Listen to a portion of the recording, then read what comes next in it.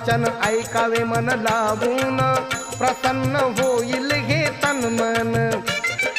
धम्माला जागदा साधावी ही सफलता, साधावी ही सफलता. ऐका नंदिनीची मी सांगतो कथा. ऐका नंदिनीची मी सांगतो कथा. ऐका नंदिनीची मी सांगतो कथा. बघून सुकेशिनीचे मुंडण, तिला विचारी भंते कारण. सुकेशिनीने जे कथन केले, ऐकून भंते